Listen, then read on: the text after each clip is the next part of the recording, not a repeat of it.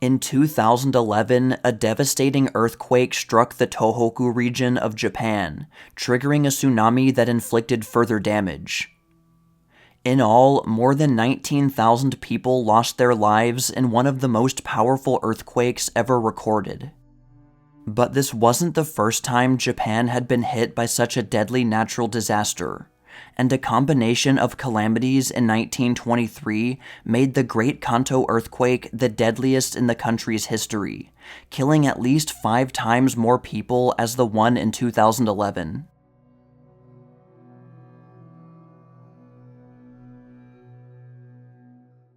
September 1st, 1923. At 11:58 a.m., people in the city of Yokohama were just starting to cook lunch when the ground began shaking. At 12:20, a second wave of more powerful tremors struck the city. In residential areas, cries of "Jishinda, Jishinda," earthquake, earthquake, filled the air. A thick cloud of dust blew up into the sky and enveloped the buildings. The earthquake triggered a landslide that smashed into a moving train nearby and sent it tumbling down into shallow seawater. Only 10 passengers survived. The same landslide covered a nearby village of 300 people, killing all of them. Elsewhere, a tram overturned, and as dazed passengers moaned for help, live power cables swung in through the windows and electrocuted many inside. Around Yokohama Pier, deep fissures opened up in the ground, causing 3 cars to fall inside them. In the same area, a piece of land a quarter-mile long collapsed. The earthquake also triggered a tsunami up to 35 feet high that crashed into the shoreline. But the most dangerous part of all of this was the fire. Burning charcoal being used for cooking fell on the highly flammable tatami mats on the floors of many homes, quickly catching them on fire. Some fires were contained, but others soon got out of control. Nearby, Tokyo, the capital city, was also struck by the quake. And in such a densely populated city like Tokyo, where 90% of all buildings were wooden, fires were especially fatal. The fires were further spread by flammable chemicals in factories, labs, and photography stores, as well as oil that spilled out from large tanks due to the earthquake. The worst fire spreaders of all were the 70 to 80 mile-an-hour typhoon winds that came in almost simultaneously, spreading the fires at a frightening speed. Only about 30 minutes after the earthquake, 136 separate fires were counted in Tokyo.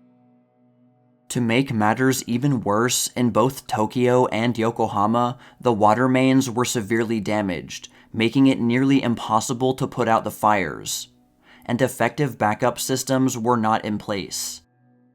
The conditions were perfect for a fire tornado, which was the cause of one of the biggest tragedies of the disaster.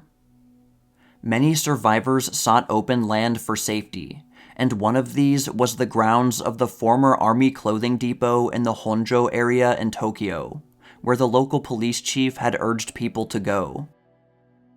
After tens of thousands of people had gathered there, strong winds pelted their faces with burning embers. Then a massive fire tornado formed about 100 to 200 yards high. In one heartbreaking story, a 10-year-old boy watched his younger brother get sucked into the tornado. He then got hold of his younger sister's obi belt, which then came off, and she too was swept away to her death. The winds also hurled heavy debris at the helpless people. One 14-year-old boy remembered, "My friend and I kept moving left and right, stepping over burning bodies. And suddenly, this tin roof flew straight at us. My friend fell. I tried to wake him up, then I realized that his head was gone." On those grounds alone, more than 40,000 people were killed by the fire tornado and flying debris, and only 300 people survived it. The Honjo police chief, racked with guilt over inadvertently sending so many people to their deaths, committed seppuku. Other open areas proved more successful at providing safety.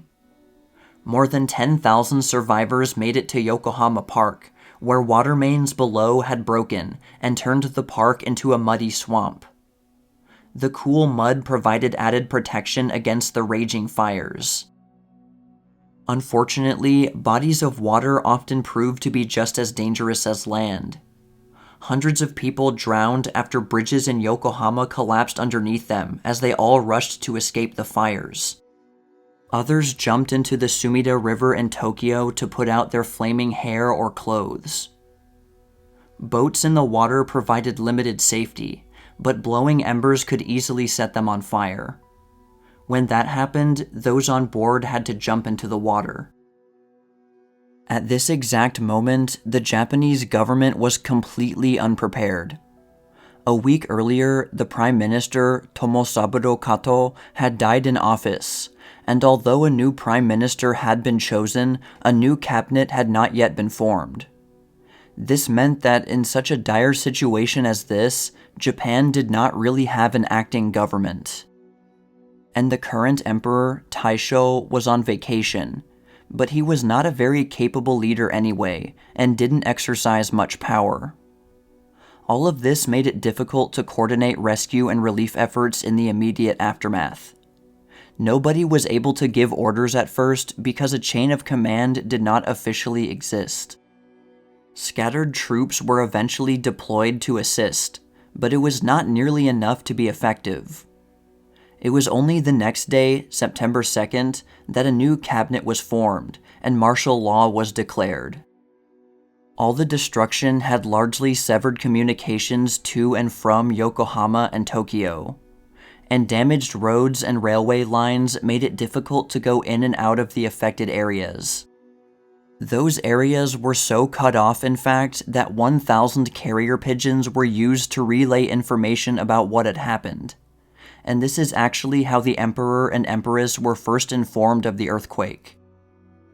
A government wireless station operator in Iwaki, about 150 miles northeast of Tokyo, received a signal from Yokohama's chief of police. He was trying to send out a plea for help to the governor of Osaka, but it instead reached the operator, a man named Taki Yonemura. Yonemura translated the SOS message into English and relayed it, where it eventually reached Honolulu, Hawaii within 12 hours after the earthquake first hit. He continued to be a rare source of information about what was happening in the affected areas for the next few days. This was a feat that could not have been accomplished so quickly only a decade earlier. This technological development not only kept the rest of the world informed, but also made it possible to understand the situation in order to better organize relief efforts. Relief efforts picked up after the government was organized and a chain of command was officially established. But things were periodically disrupted by 150 aftershocks over the course of the following week. On September 3rd, there were 59 aftershocks. On September 4th, 43. On September 5th, 34. On September 6th, 27. And on September 7th, 23. These were not especially powerful, but for people who had been so recently and catastrophically traumatized, they were enough to terrify. Even after the typhoon winds had died down around 4 p.m. on September 1st, survivors in Yokohama and Tokyo still faced dangers everywhere. Many were still buried or trapped under debris, but could still be fatally crushed by falling or shifting debris from the aftershocks or rescue efforts. Smoke and dust in the immediate aftermath could also asphyxiate anyone trying to navigate through the burning areas. There were also large fissures in the asphalt that people could fall into. But thankfully, the fires began to die down when the winds became calmer. But for ethnic Koreans, there was a different danger, which requires some additional background. Japan had annexed Korea in 1910 as it was aggressively expanding its territorial possessions in East Asia. Along with its imperialism, Japan also began to regard itself as racially superior to other Asian peoples. There were about 200,000 Koreans in Japan in 1923, with about 12,000 of them in the Tokyo-Yokohama area. Koreans came to Japan to work, and they would work much more cheaply than native Japanese people, causing resentment. And very recently, in 1919, there had been a largely non-violent independence movement in Korea, which the Japanese military violently suppressed. This added a political dimension. Koreans were not happy with colonial Japanese rule, and there was paranoia among those on the right wing in Japan that they might try to overthrow the Japanese government to achieve their goals. Following the 1923 earthquake, rumors spread that violent Koreans had escaped from jail and were murdering Japanese people. It was true that some convicts had been let out of jails during the chaos and had killed and robbed victims, but the allegation that they were Korean was just a rumor. But the rumor was widely circulated, both by word of mouth and by newspapers. Japanese vigilante groups were formed. On paper, they were meant to keep order while authorities organized themselves, but the local army gave many vigilante groups license to do what they thought best regarding Koreans. And many of them chose to not ask questions before acting. What happened next can only be described as a string of massacres. There were specific reports covering some of the killings. At Hachiman Bridge in Yokohama, 103 Koreans were killed.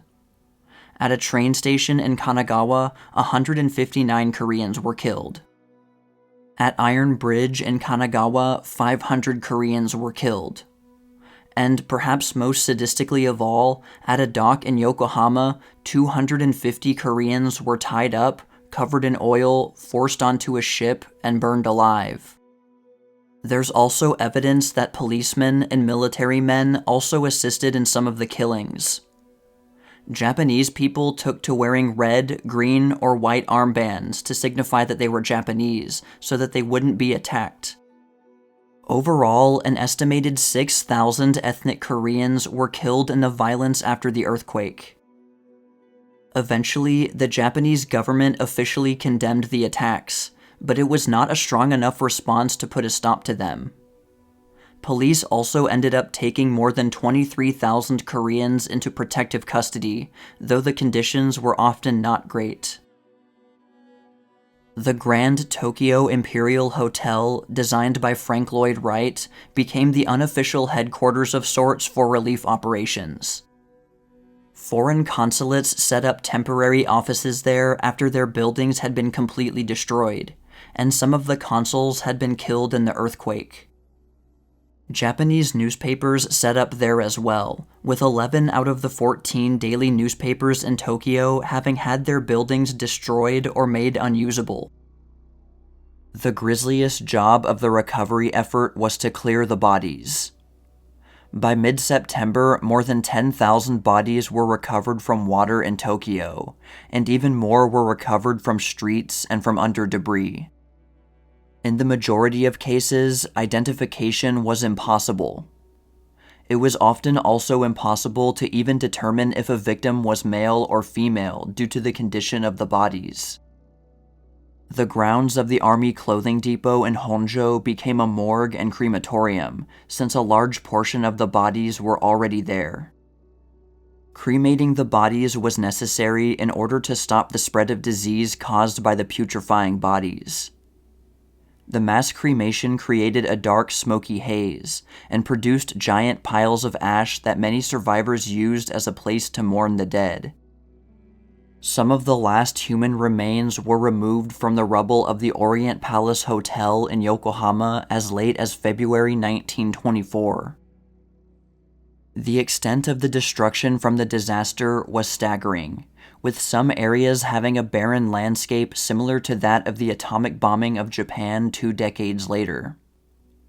One survivor described Yokohama in the immediate aftermath like this: "Yokohama, the city of almost 500,000 souls, has become a vast plain of fire, of red devouring sheets of flame which played and flickered. Here and there, a remnant of a building, a few shattered walls, stood up like rocks above the expanse of flame, unrecognizable. It was as if the very earth were now burning. Yokohama had gotten the full brunt of the 7.9 earthquake, destroying 75,000 buildings, 92% of all buildings in the city. In Tokyo, more than 1.3 million people were left homeless, 67% of the total population of the city. The precise number of deaths cannot accurately be determined, but various estimates indicate that between 100,000 and 145,000 died in the multi-layered disaster, with an additional 250,000 injured. In Yokohama, 10% of the total population was killed, and 4% in Tokyo. The total financial cost of the disaster was $1.5 billion, 5% of the national wealth.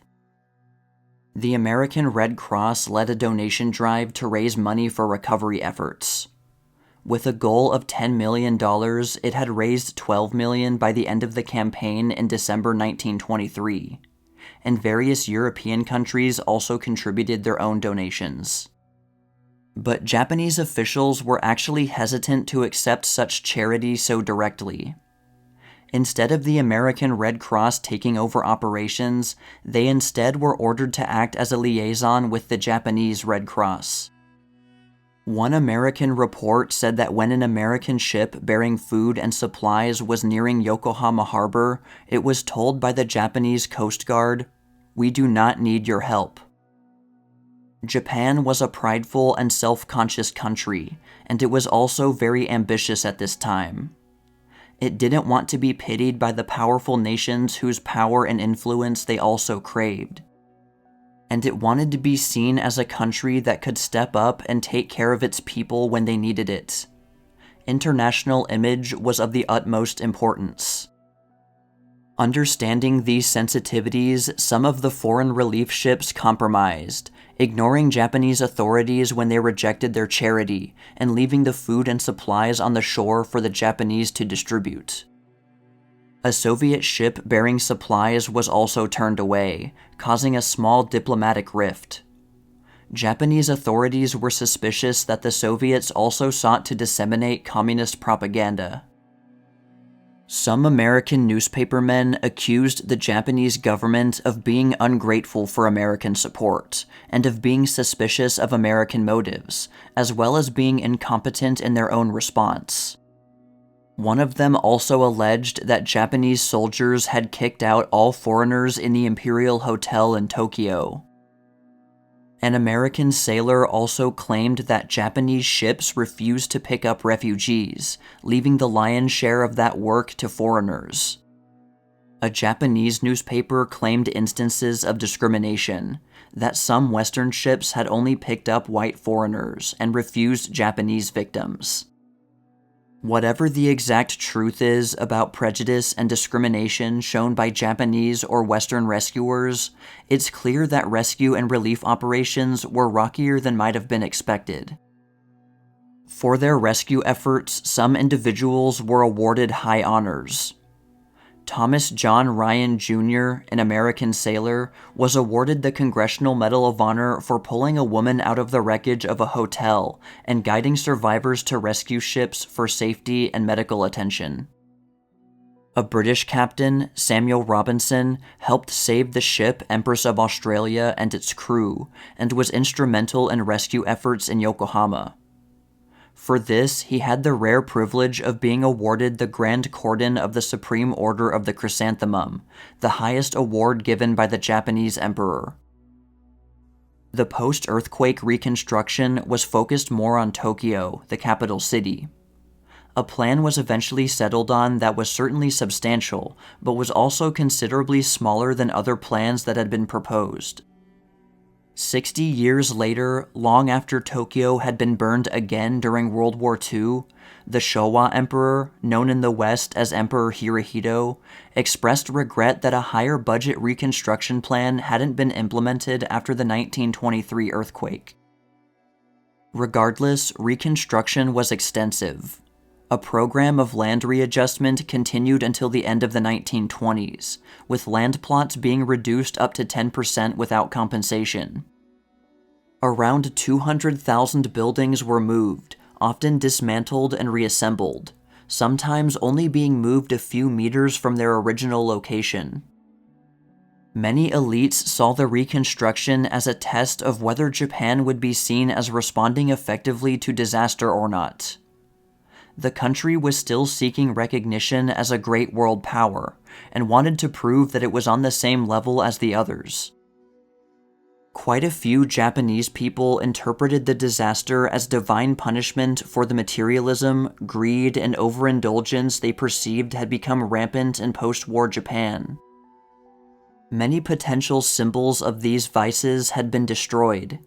The modern upscale shopping district of Ginza, the Asakusa Entertainment District, the Bund with its large Western influence, and the brothels at Yoshiwara and elsewhere. But it should also be noted that a lot of other places had also been destroyed, places with no such symbolism. Others were appalled at the savagery of human nature that manifested itself in the aftermath, especially the brutal murder of Koreans. This brought into question the supposed civilized society that Japan had consciously tried to cultivate. The contemporary moral philosopher Ainosuke Shimamoto worried, "The thought of a future war makes me shudder. We must educate our people and remove this evil, the pathetic national character, before it is too late." In 1930, the official memorial hall for the victims of the 1923 Kanto earthquake opened to the public, built on the grounds of the Honjo Army Clothing Depot, the most symbolic place related to the disaster. The building miraculously survived the firebombing of Tokyo during World War II, and has since incorporated those victims into the memorial as well. The 1923 Kanto earthquake was the deadliest natural disaster in Japanese history, and one of the worst natural disasters of the 20th century. It left a lasting legacy of death and destruction in Japan that was only superseded by World War II 2 decades later. It's somewhat forgotten today, but it shouldn't be. It's a testament to the importance of preparedness, but also a reminder of the unforgiving nature of natural disasters. In 1960, the Japanese government made September 1st Disaster Prevention Day, used as a day to inform and prepare Japanese people for all natural disasters. Japan has made numerous improvements in natural disaster preparation in the more than 100 years since the Great Kanto earthquake. But as the 2011 Tohoku earthquake proved, natural disasters can still cause devastation in spite of these preventative measures. And with Japan being one of the most seismically active places in the world, it's really only a matter of time until another big earthquake strikes. We can only hope that more safety measures can at least limit the damage as much as possible.